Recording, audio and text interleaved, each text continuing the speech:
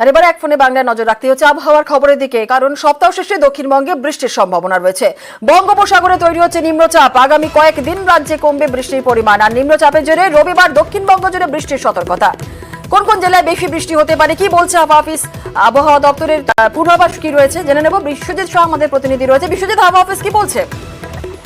দেখো, রবিবার অর্থাৎ 21শে জুলাই বৃষ্টির সম্ভাবনা, কারণ একটি নিম্নচাপ তৈরি হতে চলেছে বঙ্গোপসাগরে। যদিও এটি ওড়িশা এবং অন্ধ্রপ্রদেশ উপকূল সংলগ্ন এলাকায় এই নিম্নচাপ তৈরি হবে, কিন্তু এর প্রভাবে উপকূলবর্তী যে জেলাগুলি রয়েছে সেই জেলাগুলিতে এবং ওড়িশা সংলগ্ন জেলাগুলিতে বৃষ্টি বাড়বে। কলকাতা সহ দক্ষিণবঙ্গের প্রায় সব জেলাতেই বৃষ্টি হবে।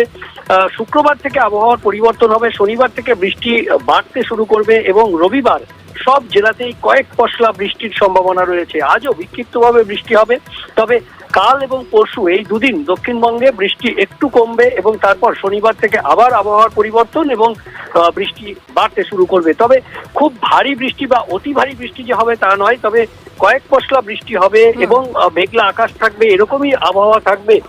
শুক্রবারের পর থেকে এই আবহাওয়া চেঞ্জ হবে নিম্নচাপের প্রভাবে। ইতিমধ্যে একটি ওড়িশা সংলগ্ন উপকূলে একটি নিম্নচাপ তৈরি হয়েছে, তার প্রভাবে আজও বিক্ষিপ্তভাবে বৃষ্টি দক্ষিণবঙ্গের উপকূল ও উপকূল সংলগ্ন ওড়িশা সংলগ্ন জেলাগুলিতে হবে এবং আগামীকাল থেকে বৃষ্টিটা দক্ষিণবঙ্গে কিছুটা কমবে। তবে উত্তরবঙ্গে আজও ভারী বৃষ্টি, জলপাইগুড়ি জেলা সহ দু এক জেলায় বিক্ষিপ্তভাবে বৃষ্টি হবে, কিন্তু তারপর উত্তরবঙ্গেও বৃষ্টি কমবে। অর্থাৎ রাজ্য জুড়েই আগামীকাল থেকে বৃষ্টি কমবে এবং আবার সপ্তাহান্তে বৃষ্টি বাড়তে পারে দক্ষিণবঙ্গে, তেমনই পূর্বাভাস আলিপুর আবহাওয়া দপ্তর।